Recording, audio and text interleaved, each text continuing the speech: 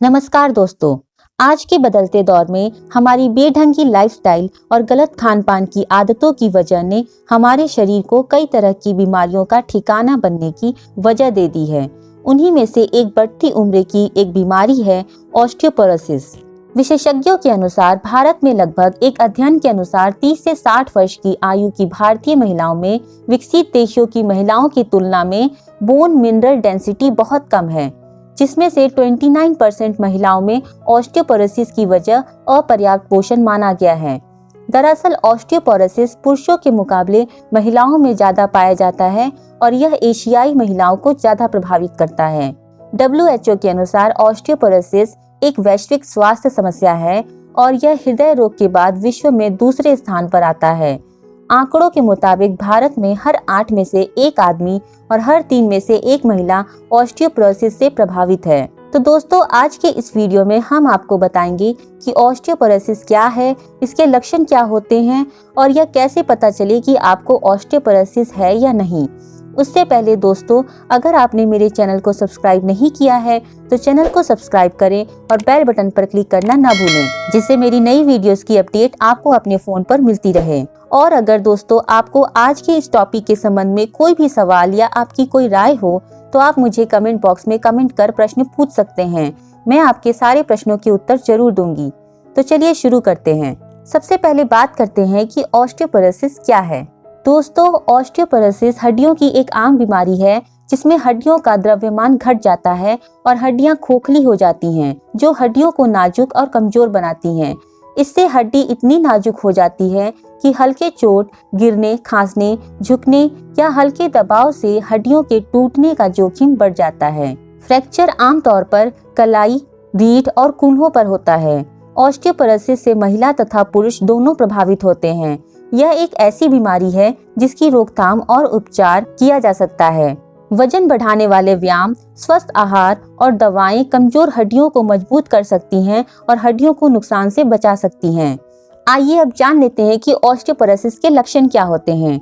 Osteoporosis में पहले बाहरी रूप से कुछ संकेत या लक्षण नहीं दिखते हैं।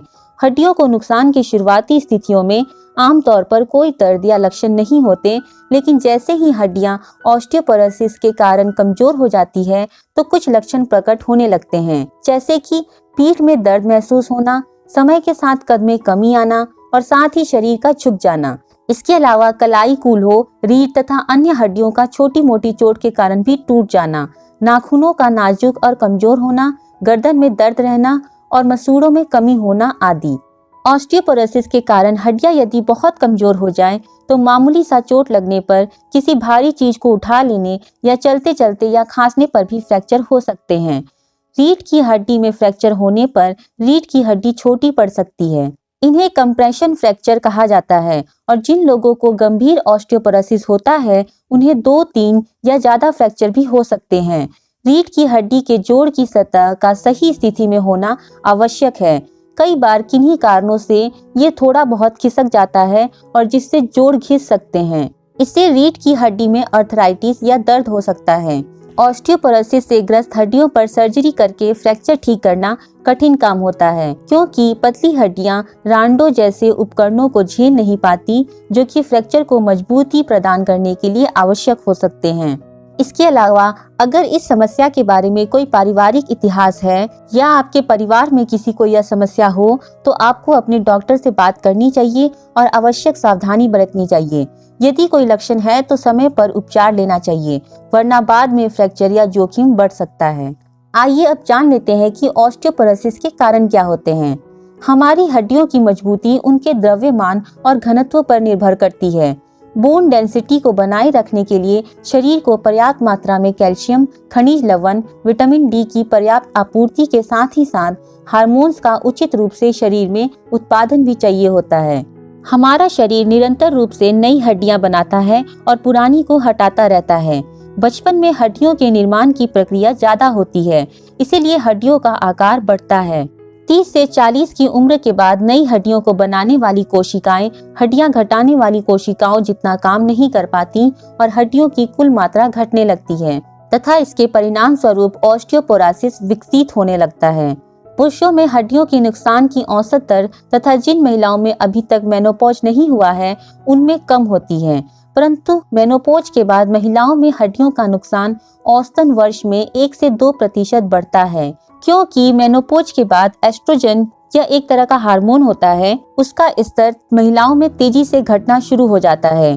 शरीर की हड्डियां बनाने वाली कोशिकाओं को क्रियाशील बनाए रखने में एस्ट्रोजन सहायक होता है और इससे शरीर का ढांचा संरक्षित होता है। मेनोपॉज के बाद जब एस्ट्रोजन का स्तर घटता है तो हड्डियों के निर्माण की क्रियाशीलता घट जाती है।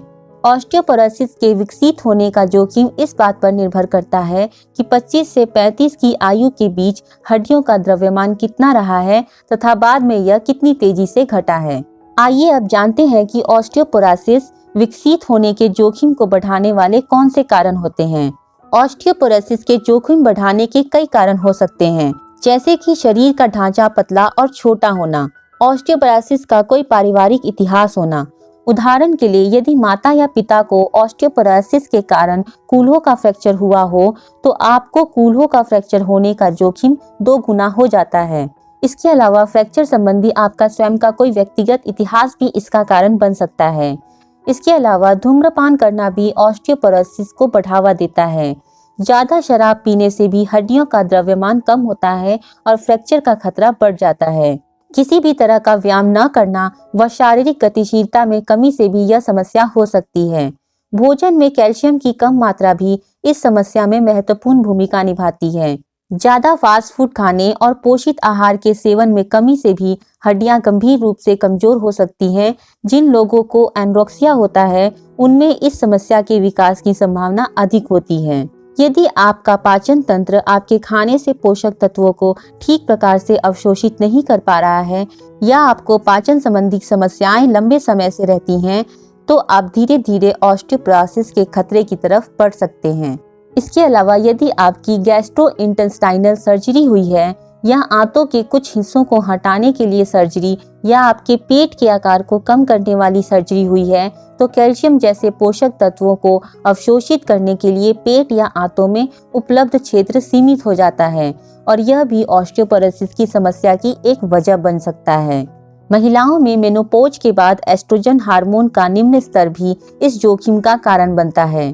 कम सेक्स हार्मोन भी हड्डियों को कमजोर करते हैं। प्रोस्टेट कैंसर के लिए उपयोग किए जाने वाले उपचार पुरुषों में एस्ट्रोजन और टेस्टोस्टेरोन के स्तर को कम कर सकते हैं, जिससे हड्डियों का घनत्व कम हो सकता है। महिलाओं में एमेनोरिया यानी कि पीरियड्स न होना भी ऑस्टियोपोरोसिस का कारण बनता है, क्योंकि एमेनोरिया से एस्ट्रोजन में कमी आती है।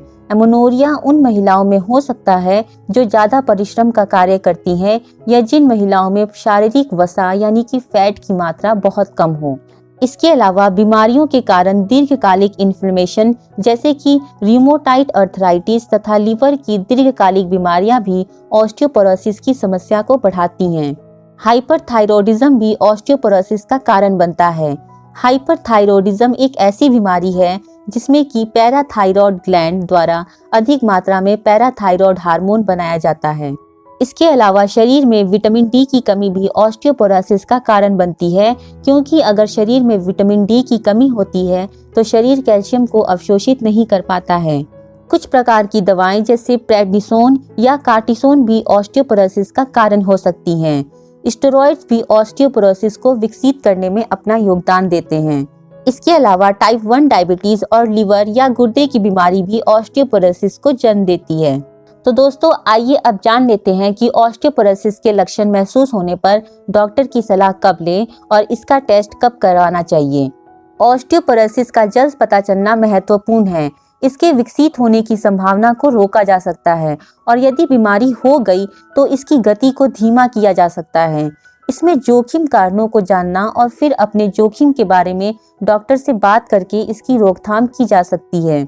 ऑस्टियोपोरोसिस का निदान रोगी तथा पारिवारिक इतिहास, शारीरिक परीक्षा, प्रयोगशाला अध्ययन और बोन डेंसिटी टेस्ट करने से हो सकता है। डॉक्टर ऑस्टियोपोरोसिस के प्रारंभिक संकेतों का पता विभिन्न उपकरणों का प्रयोग करके हड्डियों के घनत्व का मापन कर सकता है। ऑस्टियोपोरोसिस की स्क्रीनिंग जांच का सर्वश्रेष्ठ तरीका ड्यूल एनर्जी एक्सरे एब्जॉर्प्शमेट्री है। यह प्रक्रिया तुरंत, आसान तथा बिल्कुल सही परिणाम प्रदान करती है। इससे रीढ़, कूल्हे तथा कलाई की हड्डियों का मापन किया जा सकता है, क्योंकि ऑस्टियोपोरोसिस का सबसे ज्यादा प्रभाव इन्हीं पर पड़ता है तथा समय समय पर इन हड्डियों में आए परिवर्तनों पर बिना किसी गलती के सही तरीके से निगाह रखी जा सकती है। हालांकि एक्सरे से भी ऑस्टियोपोरोसिस का पता चल जाता है, पर यह पता तब चल पाता है जब 30% से ज्यादा नुकसान पहले ही हो चुका होता है। महिलाएं जो एस्ट्रोजन नहीं ले रही हैं, उन्हें पीछे बताए गए लक्षणों में से कोई भी स्थिति यदि आप पर लागू होती है तो आपको बोन डेंसिटी टेस्ट करवाना चाहिए। यदि आपकी आयु 50 से ऊपर है और अगर आप मेनोपॉज से गुजर चुकी हैं तो आपको ऑस्टियोपोरोसिस की टेस्ट करवाना चाहिए।